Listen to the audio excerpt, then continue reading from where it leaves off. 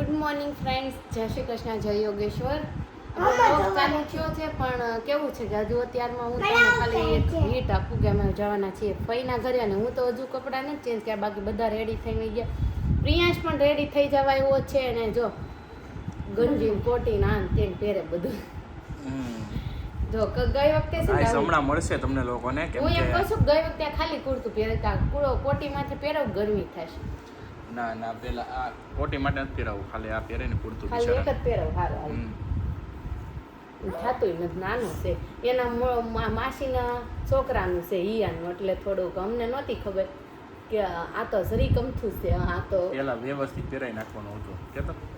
હા તા તો અમે રાખી મૂક્યું અને પ્રિયાંશ થઈ ગયો મોટો. તો પીયું ના આમે તો તાર હાસવાની ટેવ તો ખરી કે નહીં? કાંઈ હાસે આપ્યું ને એટલે તરત પહેરાવા માંડ્યા. બસ કેવો લાગે છે હીરો? આમાં સારો લાગે. સારું લાગે. આવા જ લેવા સૌ કપડા, ભલે પપ્પાને ખીસું ખાલી થઈ છે કપી એમ પપ્પા ખીસું ખાલી કરીશ આપણે. ઓકે શોરૂમ કરી નાખી બસ. મેં મૂકી હતી હે સોફા નીચે મૂકી ઓય હતી. શોરૂમ કરી નાખી. હા તો થાય શોરૂમ કરી નાખશો ને ચાલો હવે ડાયરેક્ટ આપણે ફઈના ઘરે મળીશું અને લેટ થાય છે હું ફટાફટ તૈયાર થઈ જાઉં.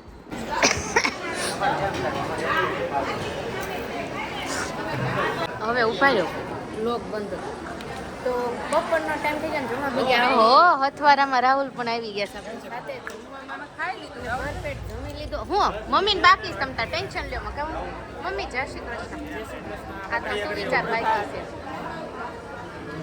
ભોજનમાં જેમ ટેસ્ટની જરૂર પડે છે ને બધાની સાથે મળી અને જીવનમાં પણ ટેસ્ટ ખૂબ જ આવે છે. આવે જ ને જમવાની. હું શિવાની મજા આવી ગઈ. જમી લીધું ને ભરપેટ. લે જો આ નો દેખાણી, શિવાની નામ લીધું ને ત્યારે દેખાણી. મારા ભાઈનો હોવ છે એટલે ઝીણા છે એટલે દેખાતા નથી. અને અહીંયા જો ફૂલ ડીશ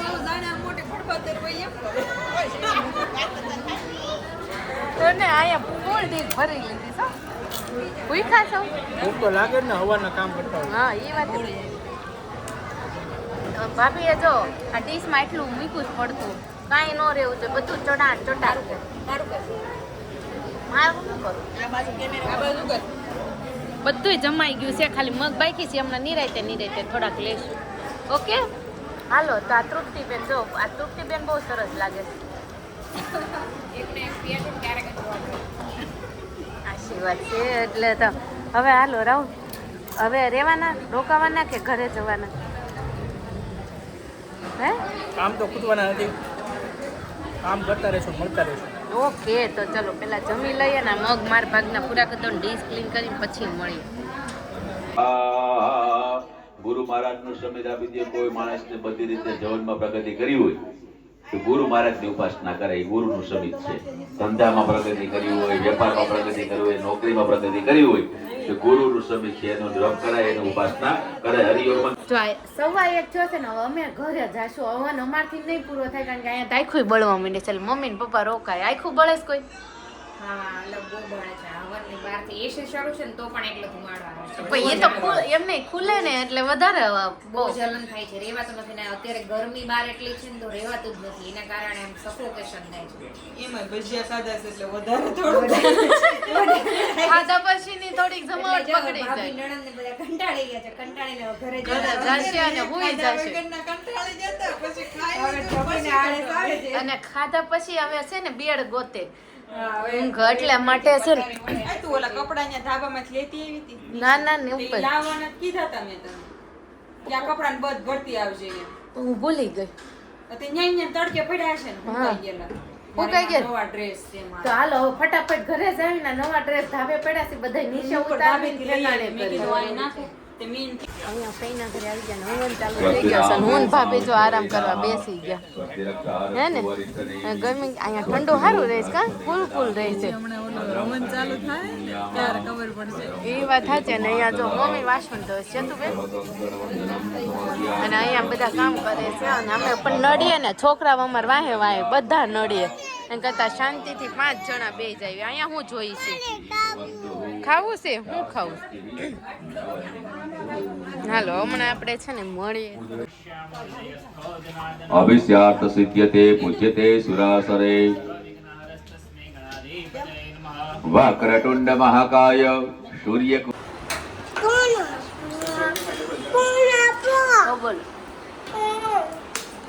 આ પડ્યો હશે જો તો સાંજનો ટાઈમ થઈ ગયો ને જમવા બેસી ગયા છીએ અને કેરીની તો નોન સ્ટોપ કેરી છે બોક્સ ઉપર બોક્સ ઘરે આવ્યા રાખે છે અને આ દૂધી દાળનું શાક અને ભાખરી હું કેમ કેરી નહીં લાવતા બસ થાકી ગયા એવું છે તો વાંધો નહીં બાકી મેં કેમ ના પાડી શું ભાભી કેટલા દિવસથી મળ્યા નથી તમે સબસ્ક્રાઇબર અને તો શું કહેવા માંગો છો તમે સબસ્ક્રાઇબર ગુંદુ ને રોટલી ને કેરી ખાવા આવી જાવ બધા અને કેવું રહ્યું તમારે કેરીની સીઝન હોય ને ત્યારે શાક ન ખવાય પણ આ બધા કોઈ સમજતા નથી ઈ હવે સમજે નહીં એટલે આપણે બનાવવું પડે ખવડાવવું પડે કે આપણે અને આપણે નાના હતા ને ત્યારે અથાણું રોટલી ને કેરી ખાઈ લેતા ભાખરી રોંડે ભૂખ લાગે ને તો ભાખરી બનાવીને હું કાચી હવે પાકી એટલે તમે સમજો છો અમે કઈ કેવા દીકરીઓ અમે પાપાને પડ્યું જ છે હવે પપ્પા બધું ખવડાતા હું કેવું મમ્મી હા ભલે હોય નહીં તોય લાવી દેતા હતા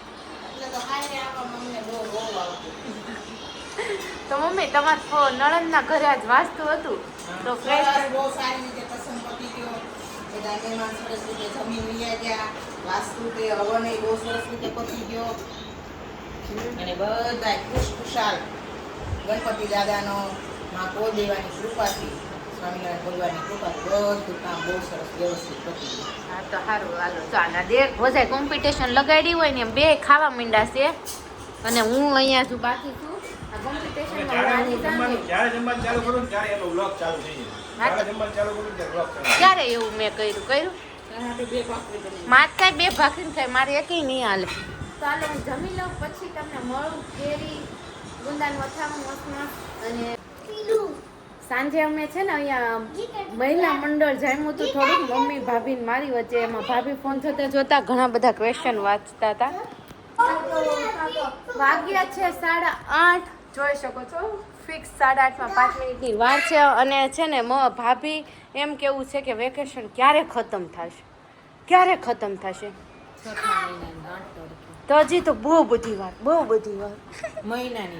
મહિનાની વાર કાંઈક તો ઉનાળાની ગરમી ને ક્યાંક તો છોકરાઓની ગરમી લાગી જાય બધાની ગરમી થાય છે ઉનાળાની ગરમી અને આમથા બાર કેટલા ટીપી નાખે તો અહીંયાથી ભાંભરતા આવે ને ઘરમાં એકાબીજાને અડવાનું નહીં આમ દુશ્મન કરે ને તોય એને તકલીફ આમ કેટલી રાયડું નાખ મગજ દુખવા માંડે કા એટલે આમ જો ઘરનો માલ છે ને વેકેશન પછી થોડોક બગડી ગયો છે રાડો ન ખાય ને આ થાકી જાવીને આખો દિવસ તો કે છોકરા આપણે આપણે છોકરા ના રહે એટલે છોકરા થાકી જાય ને આપણે થાકી જાય આવું તો ચાલ્યા જ કરે અને આજે ફંક્શન અટેન્ડ કર્યું ગરમીમાં અને હમણાં હજુ ભાભીને કાલે ફંક્શન છે એટલે હમણાં છે ને હવે કોઈ ઉનાળામાં ફંક્શન કરતા નહીં તમને બધાને હાથ જોડીને વિનંતી કરું છું હું કેવું ભાભી મંત્ર બધા મોઢે થઈ ગયા મોઢે થઈ ગયા બોલો તો એક મંત્ર હાલો એ ભૂત નથી ભગાવાનું